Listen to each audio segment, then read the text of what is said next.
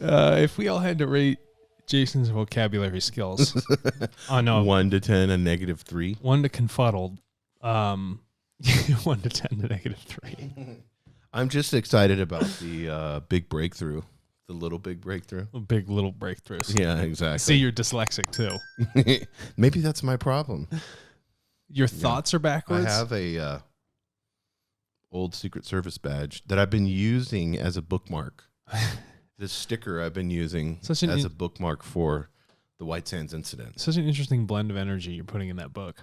Yeah, I have Secret Service, old one. I have a Yeti cup with skulls and 2K bars. 2K bars that a Marine made. He made this for me. It's really nice. That was cool. I went to Cancun, so I got a cup when I was in. I've actually never been there. Cancun. I tell you what, though, looking at the mug, it looks nice. Oh, you're going to Hawaii. Oh, yeah. When are you going? Wow, you reminded me of something positive. July? October.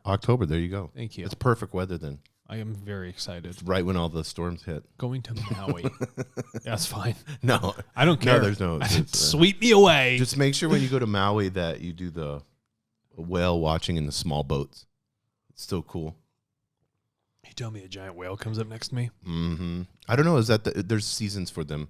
I've never seen I think it's fall. Oh, dude, it'll blow you away when you see how big they are. Was it a pun? Yes. Yeah. And then I have my iPhone. Yeah, you got and then I have my Copenhagen snuff. You need it. It's bad for you. And we have 2 pyramids. Yeah, both made out of Oregon. Yeah. So not made in Oregon. No, made out of Oregon. Which we're gonna do a whole show on that. Yes. Because that fella had the government erased all his burned all his scientific evidence and put him in prison. Yeah. And he died in prison. Yeah, he like sent it to the FDA multiple times to like get approval for its health benefits. And they're like, no. Like, if you keep doing this, we're going to arrest you. Well, his people that were working underneath him, like his little like assistant scientists, continued to be evangelical about it, thus getting their boss arrested. Then all But isn't it nice to have people that work underneath you that are evangelical? Stop it. I mean, wouldn't you love to get arrested? I would love to get arrested because I have an evangelical group underneath me. Yeah, it would be so awesome. How's the Black Rifle coffee, too? We also have that. It's fantastic. Somebody gave us a bag of, we don't condone everything that they do, but no. They're a bunch of veterans that started a coffee company that's gone huge. What, am I supposed to like hate them because they're veterans? No. I think it's cool, but they have some pretty wild, if you go on YouTube, I'm talking wild commercials with, they have a Prius that they put a 50 cal on. I love that. Then they have like helicopters with guns attached to them. They're like shooting coffee bullets out. They just do crazy like special forces. But then they kind of get a little like over the top. Oh. Like they'll they just have like stuff that people would probably find offensive. Some of it's funny, it's comedy, you know. Yeah, but then some of the like what was the guy with the that wore the really short shorts and he was in Reno 911? Yeah. The CEO wears those. Yeah. And has like a big mustache like that. That's awesome. And then he talks like this. That's awesome. On purpose. And then he has like pistols on his side with these little tiny shorts on. A bunch of psychos. Yeah. And he's like, I'm going to go get me a deer. Yeah. And then he doesn't really talk like that. He lives in Utah, talks normal, but he has episodes of himself. Yeah. So they bought a big ranch in Texas. This was interesting. And they left it. They wanted to leave it perfectly like it is. So there's like a 6,000. It was a hunting ranch from the 70s. That was for like oil and gas guys. And they left it just like it was from the 70s. Because when they bought it, it was like perfectly, it was taken care of and cleaned every week. But there's like Lyndon B. Johnson pictures up. Wow. And like wood paneling everywhere and huge heads. So everybody so they let people stay there, you know, and everybody says it's like the creepiest place. It's just like I would think it would be kind of cool. I would kind of check it out. Yeah, I mean, if it's straight out of it, if it looks like you walk into the 70s, yeah, like cheesy 70s, I'm in. That's cool. Is that your phone? Cut that shit off. Oh, yeah. I don't even want to Yeah, get let's out of just my life. get out. They can wait. Bang. That's what I do. So let's get into the White Sands incident. What the hell is that? It's a subversion because it's done in New Mexico. It's a subversion of the Turtle incident. Oh, the turtle incident. That's interesting. Yeah, this is with Dr. Daniel W. Fry. He's our boy. Yeah, which Turtle incident is done by Dr. Jason Rigby. I just gave myself a... You should honestly write like an 80-page book. Yeah. I'd read it. Just put it in big text, though. Yeah, I don't know what the title would be. That way I can like sit on a train, but I got long arms and hold it all the way out here. I would probably comfortably read it. I would probably title it, "You're fucked and there's nothing you can do about it." Just to be like, what? And then inside would be like everything internally that you can do. Everything. You're fucked and no one can help you. You've never had any control. Yeah. That's the name of the book. Yeah. Your life is a lie. All of it is an illusion. By Dr. Daniel W. Rigby. Yeah, I was watching that Lex Friedman podcast I was telling you about, and they were talking about collective consciousness versus, looking at the individual.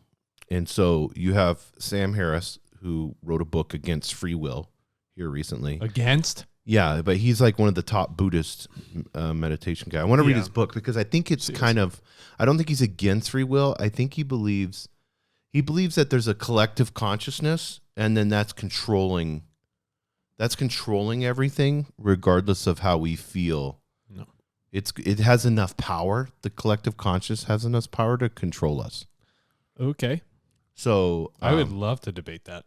I know, yeah, we'll have to eventually get him on. That'd be a blast to debate. And then, but what I thought was interesting is they were looking through evolution and then looking at the ability between us and a chimpanzee, and then deciding, because we're going to get into that, because these people in White Sands incident, same scenario. They had the original crew members we talked about last episode. They were on, they arrived on this new planet. They wrote the book, The Great Lesson, and then now it's the battle for survival. They're in Tibet. And so it's funny how they use the word battle. And I don't know if this is like from memory, like a descriptive way of how Dr. Daniel W. Fry describes the incident for them. Because if you're evolved, if you're battling survival, that means you're battling nature. They would never do something like that. So I think this is probably a little bit of an implant from Dr. Daniel W. Fry. Yeah, but I thought it was interesting. I can't pronounce this guy's name. The guy I was telling you about, the Daniel Schumacher, but amazing intellect. And he was talking about our ability to create tools and how that establishes us from everything else. Like we have this amazing way in the way that we can create a tool to accomplish something, and humans have always been that way. And, when you look at us compared to, there's a lot of difference compared to us and a chimpanzee, but you said a beaver would probably be the closest thing, but the beaver doesn't evolve its tools. No. The beaver makes the same thing over and over and over again. Yeah.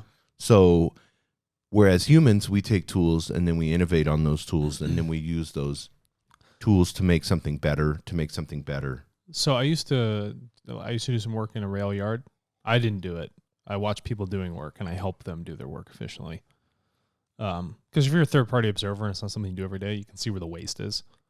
But I saw tools from like the 1920s that they were still using, that they really shouldn't have been using, because they had like a multi-million-dollar machine behind them to do the same task, but more efficient and more precise. But they were comfortable with the other. They're comfortable with the old thing, like all the gears, the big heavy magnet, really milling that thing off. And it's funny, like there are specific tools. Like they have one tool just for pressing the tire off of, I don't know if it's called the hub or whatever it is for trains. Mm-hmm. And let's do that. Then we got another tool that actually moves this thing from point A to point B. And then we have another tool that props it up on a machine that can come in and then scrape the profile down. And then after that, we got another tool that comes in and then does size measurements. So they had like 6 different tools for one process.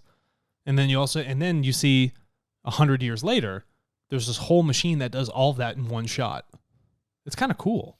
Yeah, it's cool how fast we innovate, especially now. And he was talking about, wherever we've gone, we've always become an apex predator through our tools. He goes like a polar bear or an orca, because those are apex predators in their area. They don't come to, a Siberian tiger. They stay in their area. They don't migrate and go somewhere else and then become an apex predator. No. Where we, we will go into a new area with tools or invent tools and then become the apex predator. Apache gunship? But M1 Abrams tank? Well, that's what he was saying. He was saying we have to get to the point where we understand that we're not apex predators. All our behavior has been apex predator taking tools, pillaging everything.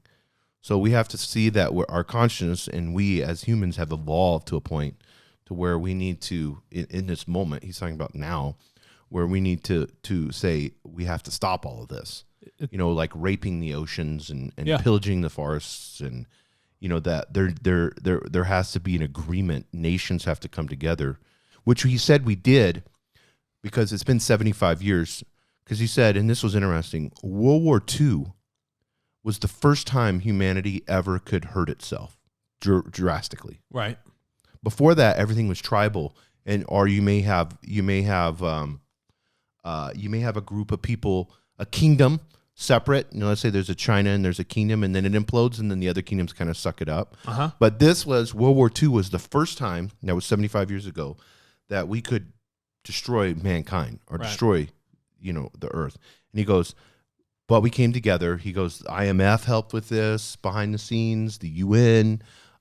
You had a global perspective that happened then, and then they began to push nukes. Now, he said we have 8 more new countries that have nukes now, but we haven't blown ourselves up since since 75 years, and a lot of that is because of trade. Like, we've been able to trade a gun. So it behooves us to not get in a war with the country, but to trade with them, but he goes, here's the problem. We have apex predator behavior. We're all trying to drastically grow our GDP because we're trading so well. So that requires exponentially more resources. And then we got to get the resources from the ground. We're polluting the ground when we get the resources. Then we're turning around, processing that. And through that process, it's all pollution. Then we use the item. Is this the Buddhist guy? Creating, no, this was the other guy I was showing you yesterday. Then he's always amazing when he talks. They did a 4-hour podcast. Love just it. Straight up gold. And he goes, then while we're consuming it, we're using energy and polluting. And then we have the waste of that product. Yep. So he goes, we came together and we've prevented war, annihilation for 75 years. We should be able to come together again globally and, make some decisions on the climate. I mean, we're trying to, we've had a couple summits and stuff like that, but Turtle.co? That was the longest commercial plug you've ever done. Yeah. .co? Turtle.co. We should have a commercial of Turtle.co, and it's like the last thing people say on their deathbed. That would be awesome. Just, we go into an old, and then we have them, folks home. we have them, Turtle, and then they go, Turtle, and then they pass away. Yeah. Just hundreds. You just flashing through hundreds of people passing away. One after the other. Use Turtle, save the earth. Yeah, boom. Save yourselves. Yeah, it'd be the great. That would be a phenomenal commercial. I know. I just thought of it. Wow. I always think of, you know what I think of more than anything that are amazing, absolutely amazing. Old people on their deathbed. No, I think of making music videos, and I don't know if they still make music videos. But you talking about like an old MTV YouTube vibe? Yeah, but I'm talking about new crazy shit. Oh, the stuff I come up with my brain is amazing. Like, if I told people the stuff that I could come up with I blow myself away sometimes. I mean, I'm good with marketing and do all this other stuff, but music videos, I can hear a song and go through the song and come up with like the other day I was listening to a song, and then I wanted to do like part of it would be like French Renaissance time. Cool. With Rocky Horror Picture Show. Oh, where's your neck? So, but could you imagine all of like those French ballet costumes, the French circus, Renaissance time and all that, and then have, because lots of blacks and whites, and Yeah, that'd be cool. With the grays, and then have it with like Rocky Horror Picture with the plants, and dude, I would love and then that. the makeup on the guys and stuff like that. Have androgynous people, but I that was just one I thought of, and then I thought of all the different scenes and how they would go dancing, and how the plants would dance. Wow, that's like a Renaissance Blade Runner music video. Yeah, that's a great cool. one too. A Blade Runner video for a hardcore rap song would be awesome. Oh, that would be dope. Mm-hmm. Kind of have it like dreary raining all the time. Yeah, and you got your Lamborghini Lamborghini that's flying around. Yeah, I would have to, or you could do like a Cardi B song, or if it's a Lamborghini and it's flying around, does that become an Airborghini? An Airborghini, a Bugatti. Yeah, Bugatti, Air There we go. See, that could be the name of the song. But did Tesla become the Asla? It's pretty much flies. They just broke the record for fastest production car, the Plaid edition. Really? Yeah, the 0 to 60 Plaid edition. You should look at that. He called it Plaid, I think, from Spaceballs. He does everything from Spaceballs. He loves Spaceballs? Yeah. I know every line. Is there a Plaid thing in Spaceballs? Yeah. Yeah. Oh my God. The top of you saw the last rocket he shipped. It was funny. No, Spaceball 1, it's gone plaid. Yeah. Sir, we can't go that fast. We can't stop. Well, that's why this one broke the record. We can't stop, sir. We're going too fast. He said, I don't give a shit. Do it. Pulls it. Sir, you should probably be wearing a seatbelt. And then he flies forward and smashes his head into the cockpit area. Right. And then he wakes up, he's all the story, and he said, yeah, let's take a 5-minute break. Smoke maybe got him. So that's why he called it Plaid then. It's the fastest car. Yeah, he's like, ludicrous speed, go. That's why he has Ludacris in the car, huh? The ludicrous mode, I bet. Are you serious? Well, he changed that. Joe Rogan asked him the other day, he goes, the rocket's so fat on the top and like big. Yeah. He goes, I made it. He goes, it's not aerodynamic. It required more thrust, but I made it look like the rocket on Spaceball. I can't. Mel Brooks must be so happy. See, is that fool still alive? He can't be. He's got to be 100 then. No, he's too happy. He's definitely alive. Because he was 90, but he was old back in the fucking 80s. They've gone from blow to suck when they're taking the air out of the planet Druidia. I can't get started on this. Yeah, that's funny. That is hysterical now that I know that. Thank you. Yeah, he does lots of stuff. Okay. So let's get into the. Oh, good, because we have 12 minutes. Yeah, let's get into the craft. Well, that'll be plenty of time because we're going to just be talking about their craft. That Alan was talking about. He said, "We are now essentially. This is the book, White Sands Incident. We are now essentially independent of planets. Some of our craft are very large, judged by your standards. They are many times the size of your largest ships." So let's stop right there. He said many times. Okay. Have you ever seen an aircraft carrier? They're big, but they're not the biggest. Do you know who's got the biggest ships? Probably Maersk. Oh, yeah. Cargo containers. Mm-hmm. They are so big, you would be dumbfounded. And if someone's telling me they have something many magnitudes larger than that, I actually can't fathom that in my head. I was on USS Incheon, USS Wasp, on different ones, and they were all small helicopter ones. Yep. They're mini carriers, they call them, mini. There was parts I had never even been on the ship. I'd walk around the whole thing and get tired. Yeah, that's nuts. The flight line took forever to walk. Dude, you would like run the flight line a couple times and it would be like a mile. So it's like, and that's on top of the water. So, and there's just layers and layers and layers. You're going down steps and steps and steps. So I couldn't imagine. And I've never been on a carrier. I couldn't imagine being on this cargo ship and it being that big. Oh, like one of the Maersk ones? Yeah. I couldn't. It's you like look at it, you're like, oh yeah, and then you realize like that tiny freaking little speck is a dude standing on the edge, like brushing salt off the top.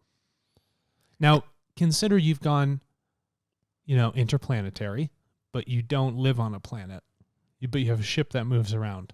Think about the weight, the energy requirements, how many people would have to be on it, and again, it's a completely closed system. You're only on this ship full time. So you have to have everything that sustains biological life, chemistry at that cellular level, or probably even deeper for them at that point, at an atomic level. And you have to get this thing to move efficiently wherever you need to go throughout space. So that means your field effect that they had on their small remote thing is being applied to something that is like probably 30 miles across. I wouldn't doubt it. Because when you think, oh, who could have a 30-mile across ship? Well, it's space. Size really doesn't matter that much. Wouldn't that be astonishing? And you have to carry your whole population. Well, he said, in the book, he says, we have solved the problem with energy. They've solved the problem of energy. So if you solve the problem of energy, you can scale. Size don't matter anymore. Yeah, it doesn't. The only thing they get to is like, okay, how big of something do we want to maintenance? That's your real question. And then if they're at an evolved level of consciousness where they're all halfway behaving themselves, you could put them on a ship. You could easily put people, if their mission is to work and they're working and they're greater for the greater cause. What is that, Jason? Yeah, I know. Yeah. What is that? Who knows? With our default. Can you get people to do that? With our primate brains. Yeah. Here. He said the satisfaction of our physical needs now requires but little time and effort. Consequently, we're able to devote much of our thought and energy to the assistance of those races which have not yet passed a critical point in their development. Okay, so their service to others. We figured out our energy problem. We're service to others. We don't die because of short lives. We have no sickness, no disease. Food is not an issue. All we have to do is learn and help. I guess learn and teach, right? Full service to others approach. So would these be upper fifth density or sixth density? You think? They're probably in lower fifth. Lower fifth, yeah. Yeah. And the reason I say that is because around in the fifth area, when you start to get to the upper, is when you're half physical, half non-physical form, half spirit body, half material. You know what I'm saying? You phase in, phase out. You're vibrating at such a high frequency. So they would naturally be drawn to service to others. How could you not? Yeah. You know what's next. Yeah, exactly. We don't have material wants or needs. That's no longer necessary. We understand the benefit and the joy of actually helping others and how much we can learn through doing that help. I would love to do that. I get to float around, see all these different civilizations, and then I get to be like, go learn from them, learn their languages, like hop around and be like, hey, let me help you out. What do you need? You know what I mean? I'll answer whatever you want. Do you get where does he ever name them? No. In the book? Like what race they are? No. Remember when he looked at that symbol on the seat? Mm-hmm. That is the symbol of their race, but they do not speak about it. So we'll get into this part and then be done because I think this is very interesting. This part is really cool. Can you give me some specific instructions? No. So Dr. Fry says that. He said, there is little need to do this. Alan replied, listen to this part. This is an extraterrestrial, lower fifth density, make my day, giving me hope for humanity. Please. I'm going to tell you why I don't think we have hope after I watched something last night. But let me just get there before we get here. Just real quick. The CRISPR stuff, I think we're fucked. Get out of here, dude. Because you can do it at home. They're going to have a point to where with 3D modeling and stuff like that, they were saying. I said you said you were going to get to this first before you get into the other stuff. So if I'm a terrorist and I can lease biological warfare and do it in my little lab in my bathroom, then we're fucked. It's not the problem with technology. If I don't need a Wuhan lab, I can do it right in my... Yeah. Listen, it's like a sword. Do I want to kill people with it? Right. Or do I want to cut down a tree so I can, build something? What do you want to do? The problem is you'd have to be deranged and crazy because it's going to kill your family too. Yeah. Because if it's a crazy virus, like if you take Ebola and you convert it and make it like the flu, and then you release it into mankind to be like, fuck the world. Yeah. Then you got to be like a death wish. Like, but if it's really easy to do, it's going to be done. Yeah. So that'll wipe out population. Okay. So I'm so uplifted. I just wanted you to. Hold on, I'm just checking myself internally how uplifted I feel. But it'll probably be a while, so you're fine. Oh, good. I'll be dead by then. There is a little need to do this, Alan replied. This makes me excited for what we do at Higher Density Living. Your own philosophers, both past and present, have given to your people ample instructions, ample wisdom to to enable them to chart the proper course, if they will only realize the absolute necessity of following it. Yeah. So we have the complete understanding and complete wisdom through the philosophers that we've had over all these years. Some of the stuff is bullshit. Yeah, we've ignored all of that. Because that's what he's saying. So on the spiritual side of things, the social spiritual sciences, because we have the material, the social, and the spiritual. Mm-hmm. He puts those three, and I want to put those on our website. I got to get that done. The spiritual science would be the philosophy side of things, and it could be the social side, both. I mean, if you're talking about philosophical, it's both of those branches. Yeah. Think about Carl Jung. He dives into it all. Yeah, he dives into it all, but he sees that there's a bridge between both. But again, there's an applied philosophy. Rudolf Steiner dives into both, but understands philosophically free will. Okay? Even the Plejaren, they dive into all three, and they give you plenty of philosophical advice, plenty of stuff you should run by. Yeah, I mean, raw, they dive into it too, but then you got the people asking dumb questions. Yeah, stop asking dumb questions. Yeah, have them. Come on, how do we talk? Let me ask you something. So, I can ask better questions than they did. Hold on. So, I don't have the patience to wait though. No, I don't have the patience to wait. Say you walk into a buffet, Jason. It's the finest food in the world, the absolute finest of everything. Doesn't get any better. It's like a Vegas buffet. Yeah. What do you eat first? What do you go to? Is it the seafood? Are you going to the Alaskan king crab legs? No, I don't like seafood. Are you eating... Oh, so you're not eating caviar? No. Okay. So do you go over to the, Kobe beef? I would probably, if it's the best food ever, and I would probably spoil myself and start with a dessert. Oh, so you go with the best dessert ever. So you go with the dessert. I would start off that way. You would go with the sweetest hit. The fastest dopamine hit for yourself. Yeah, exactly. So think about how you would then ask a question if someone offers you up everything in this buffet. Yeah. You would go for the dessert first. Yeah, but I think, especially in the 1970s or 80s, yeah. Yeah. If you're going to offer me the finest thing in the world, I'd be like, I'll take the algae. I would say I want to know, evolutionary-wise, what we need to do to accomplish this great hurdle that we're at. That's an excellent fundamental question. And we'll have to talk about that on our next episode. On the next episode. Da-na-na-na-na.